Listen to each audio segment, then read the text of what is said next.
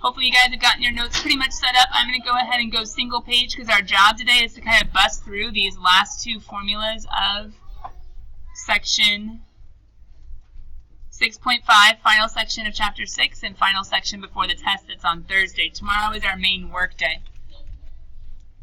Let me see if I can get this back to where I need it to go. There we go.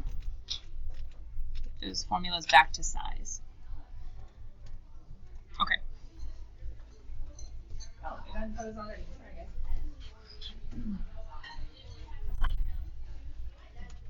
So as we zoom in on these, basically what we saw yesterday was how to put formulas from standard form to trig form, and from trig form back to standard form.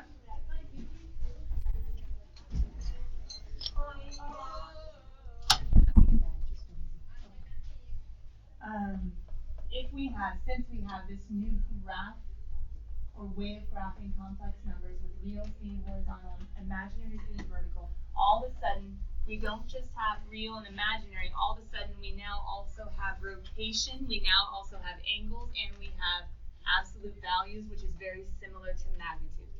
So hence we're like, hey, we just talked about vectors. Vectors have horizontal, vertical, and angles and magnitudes. Let's just, cover this at the same time. And so if this is the old school way of making a complex number, here's an alternate way. And if you're like, I don't understand, why isn't A plus BI enough? Without going too much in depth, let's just say, with trig, we can change things. T-proofs, with trig, we can make what's in one form look a different way.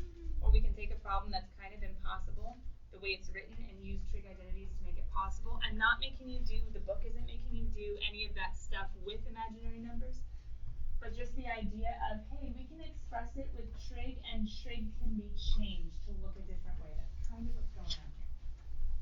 So then yesterday, I think technically I rushed this example. Most of you guys were headed out of the room. Actually, most of you guys packed up quite a bit early, once again. Super annoying. If you guys, maybe I should say. This type of problem, it's so easy. It's hard. And I was trying to show you how easy it was. And yes, I had like 30 seconds left. And yet I realized some of you just totally tuned out. And you definitely don't have it in your notes, which is why I'm going back a page real fast. How do we go from standard AB, horizontal, vertical, standard AB to this trig form?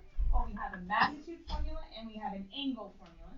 I kind of talked about really quickly, okay, if you plug this in your calculator, you would get this in degrees. Oh, that's right. Some of these are in radians. Okay, cool. But that's not necessarily what the answer is going to be. Do you remember why? Or can you look at it now at least and think of why or how the answer is 5 pi over 3, even though the calculator would give you negative 60, which is negative pi over 3? Anything? Yeah, that was my explanation. Like with physics, they tend to like positive angles better than negative angles. So this is the exact same location, guys. Both of them are in the fourth quadrant. And we talked about with vectors how you need to kind of look and see. And so if you graphed your positive 1 and your negative root 3, you're down here in the fourth quadrant. They just don't want to go the negative way. They want to go the other way. Good, which is 5 pi over 3. But the second example, which if you guys were working on homework, if you look at the examples, hopefully it was so easy, it was like, wait, what? Because if you want standard form, you have all the pieces you need. You have an r, you have a cosine theta. All you gotta do is multiply them and say, ew, I don't want it in trig form. I want the number. Well, the number is square root of 2 over 2. Cosine of a 45 in the second quadrant. Oh, sorry. Cosine second quadrant is a negative. Negative root 2 over 2 times 5. And then, well, we gotta distribute the 5 to that sine of 135. I stays on his own. He's the imaginary component. He just chills. He hangs out. But 5 times sine of 135 is as easy as 5 root 2 over 2. If it wasn't unit circle, no big deal. It's going to be decimals. Just throw it in your calculator. But make sure you're either in, check it. Isn't this one degree mode? But this one radian. If you're using your calculators, you just have to be aware of the mode you're in for the first time all chapter. Nikki. So for number 19, I did up to finding inverse tan. And I had to plug in 4 over negative 7. Because that was your B, right? Your imaginary over your real? Yeah. Okay. And it's weird. It's like, not imaginary. I tried it in both radian and degree, and they both work. Like they're both Okay, since it's right here and it's in this section, I totally don't mind talking about it right this second. So everybody else, let's get the problem down and then let's collaborate with Nikki because you're going to be there soon if you're not already. What was it, number? 19. And then what was the beginning standard form they gave you? -7 plus 4i. Okay. Now we were just talking about, and you're saying the hard part is the angle, right? We need to think about the picture. So the picture is going to be in the, are we okay with me saying the second quadrant? -7 is the horizontal. +4 is the vertical. Remember, please don't write it, but you can think it.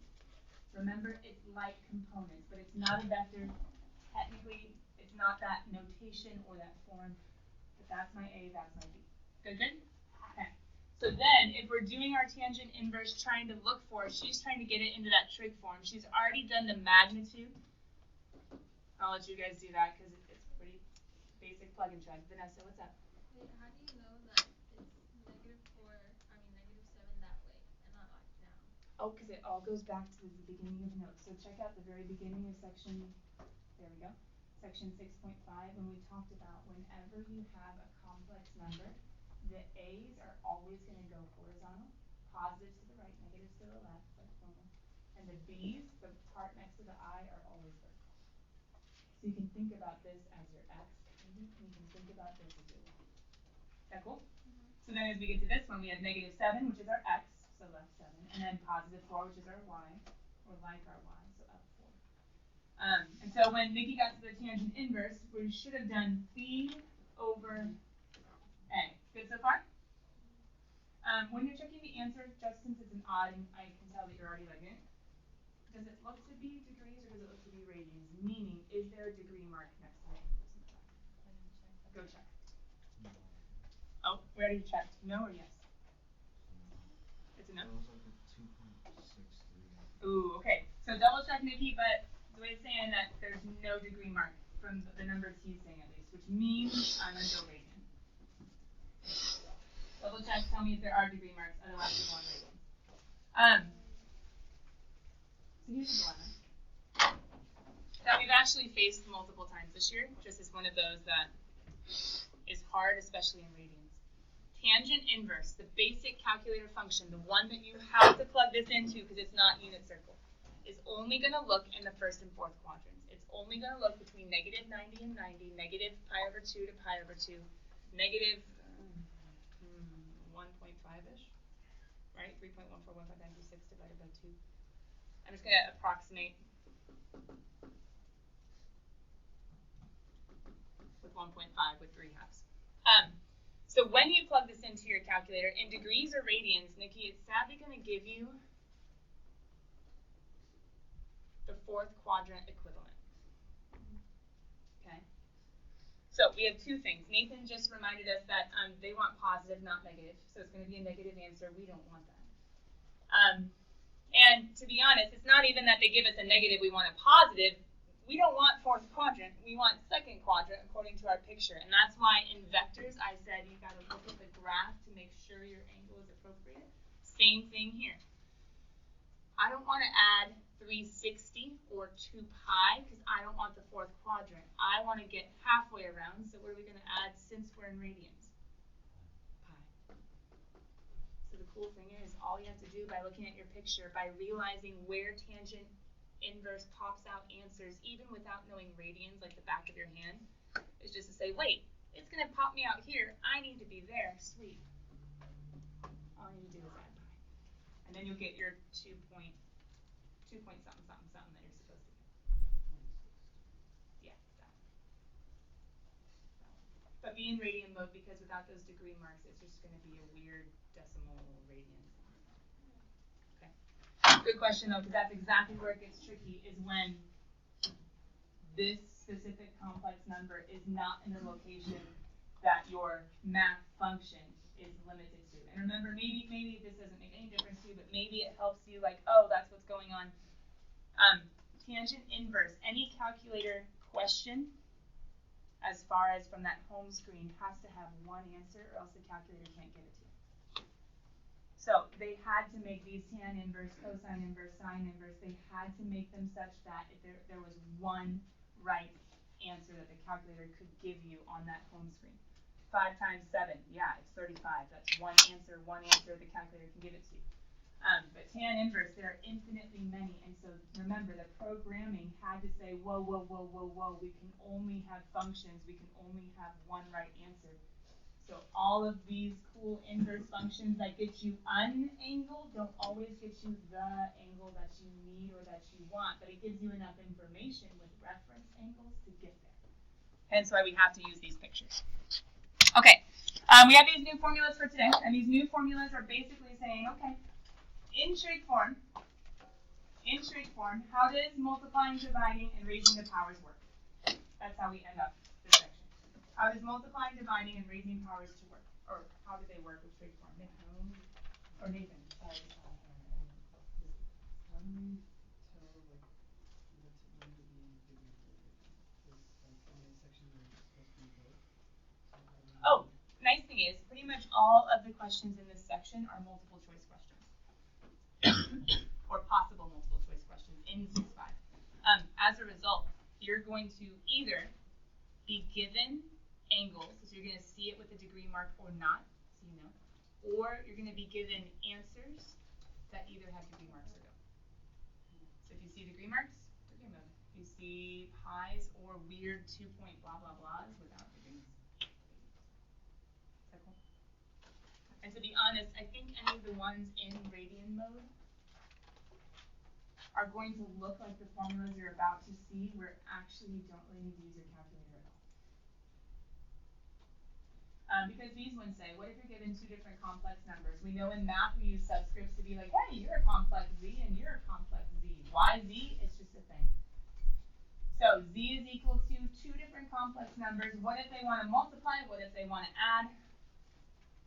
What I'm about to tell you is basically a way of memorizing two formulas that you don't need to memorize. But here's how it works. Your r's or your magnitudes get to follow the exact same operation that you're doing. So multiplication, you multiply the r's. Division, you divide the r's. It's as easy as that. And the other formula that you guys wrote, raising to a power, you raise the r's to a power. But what happens in here on the inside is more like exponent properties. Exponent properties, yeah. If you multiply two like bases, don't you add your exponents? If you divide two like bases, don't you subtract exponents?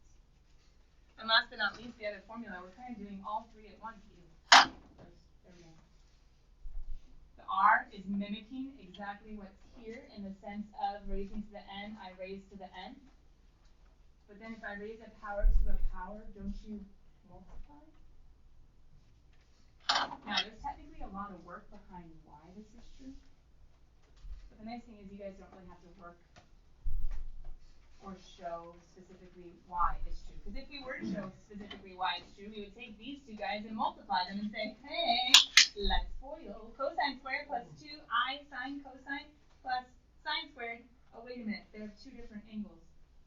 That could be kind of rough. So never mind. It'd be cosine theta 1 cosine theta 2 plus I sine theta 1 cosine theta 2 plus I sine theta 2 cosine theta 1 plus, it would be a mess. There are technically really cool trig properties. Oh my goodness. Cosine of u plus v. Co. With or together. Co. Signs change. Minus sine. Oh my goodness. There are composite arguments that I could have then squished that foiling together with. Or we could just say it's a thing and let's use it. You guys okay with saying it's a thing and just using it? So, how do we use it? Without having to do composite argument craziness. Well, they tell us to multiply because I can see there are two complex numbers next to each other. So how do I multiply? Well, the r's do the good old-fashioned multiplication. And the thetas, well, what ends up happening? And so to Adam, he's a 12. He's not a 12. I'm going to get a common denominator real quick. What's 3 12s plus 1 12? 4 12s. Same thing as pi over 3. And then I have another 12, so let's make him into 12s also. 3 12s and 1 12 is going to be less u. Pi over 3. That's the trig form. What if they want standard form? Okay, whatever. They can have whatever they want. pi over 3. 1, 2, 3, 3, 2, 1 is somebody I should know. So it would be 12 times unit circle, 1/2 plus root 3 over 2 times I. All I gotta do is multiply and get 6 plus, 6 root 3, yeah? My people check in? Dun, dun, dun, dun, dun, dun. Either form, I can do whatever they want. But to be honest, like on the test, I think you just kind of get to stay right here. Nikki, what's up? What if it's not unit circle and you have to write it in standard form? If they want it in standard form, that's when you just make sure you're in the proper mode and just multiply 12 times the cosine of whatever it is. I don't know if it's 12. Multiply this times cosine whatever, write down a decimal. Multiply this times sine or whatever, write down a decimal with a pi.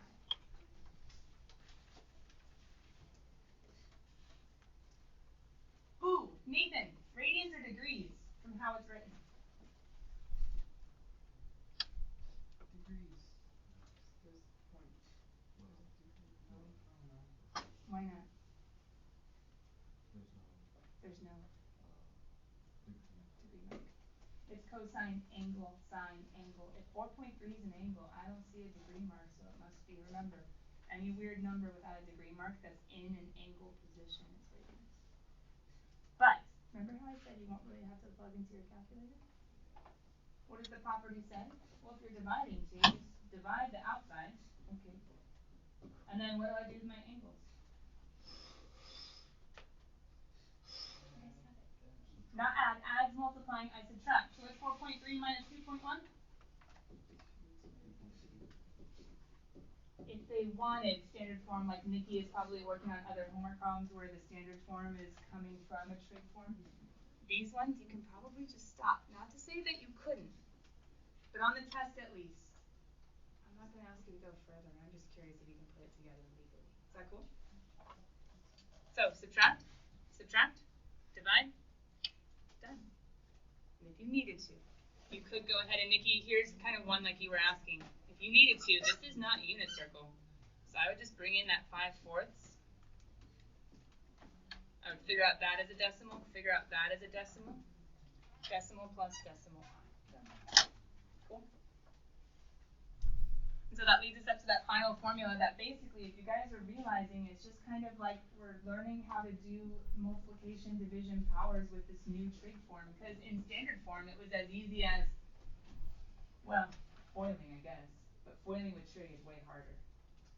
So we're like, yeah, let's not do the whole long foiling thing and then having to go look at all our t-proof properties. Let's just say, yay, it works. So let's do the same thing with this guy. Yay, it works. I technically have a little space to show you why it works. And some of you might have needed this to be zoomed in to see the example. The example is 3 cosine 60 plus I sine 60. There is a shortcut notation for this called cis. It'd be 3 cis CIS, cosine theta plus I sine theta. You only have to write the theta once. This is just totally random, but if you guys ever see that notation. Another way of writing this for lazy people, just kidding, mathematicians just like to be efficient. It could also show up like this. That is 3 cosine theta plus I sine theta. 3 cosine 60 plus I sine 60. Anyway, that's just a weird little shortcut notation. But it's being raised to the 4th power, in case you guys couldn't see that. It's being raised to the 4th power. So take a second. I'm just going to show you kind of how the property works. Take a second. Could you just plug into the formula outright from how you've seen me plug into the other ones? If it's that to the 4th power, what would end up happening without me even showing it yet? However, this one, Nikki, you're right. Sometimes they do want standard form, huh? Well, if you guys do that, I'll do it the hard way. So you don't have to.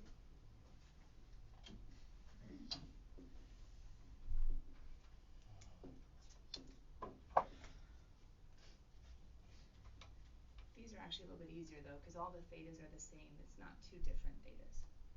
So then we would get r times r is r squared.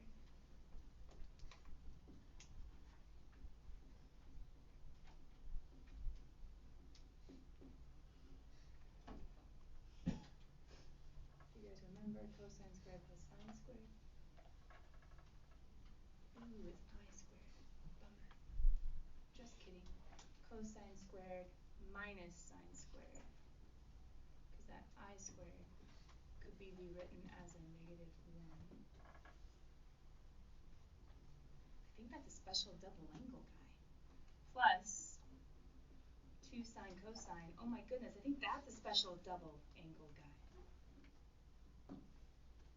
We would end up with r squared times cosine 2 theta plus sine 2 theta I. Or we could have just said, hey, it's a square. Awesome. I'm going to square u and double u and double u. Sweet. But down here, it's a 4th power. So what am I going to do to the 3?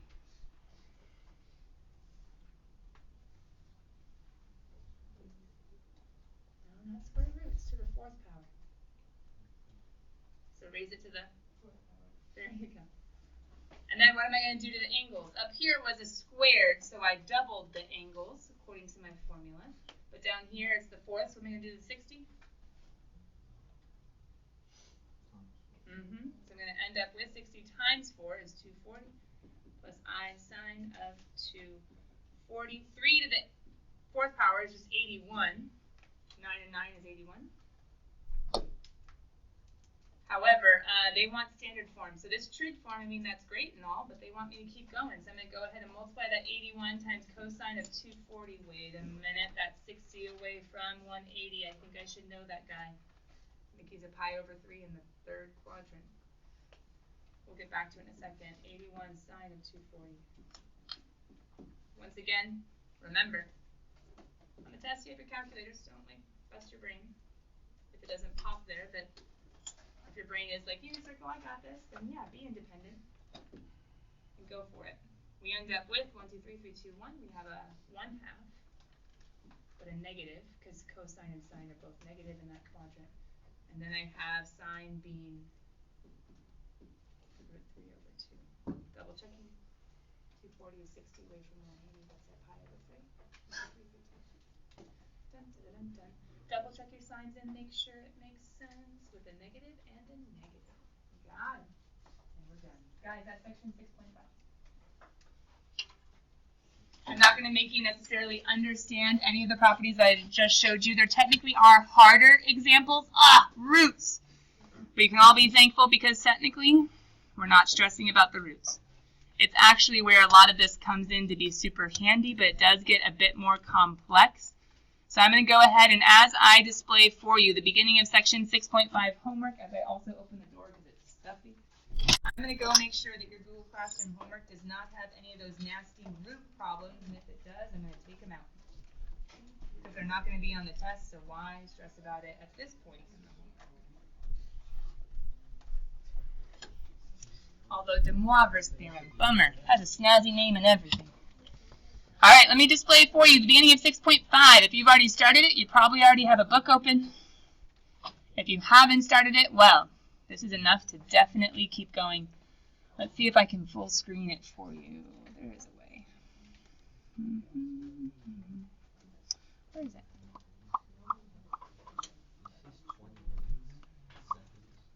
I thought there was a way. There it is, full screen mode. See if I can zoom in though. Alright, that should give you enough to get started at least, yeah?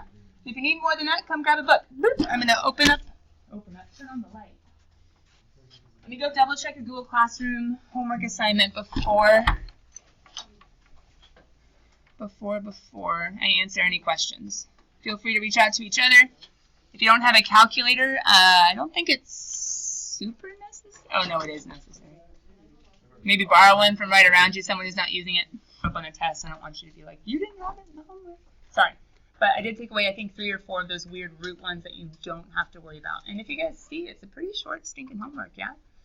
If you know how to use the formulas, you might be able to bust it out right now and start reviewing tonight, which would be awesome. Remember, those formula cards are in the front if you guys want them. And you can use up to a half page if you want.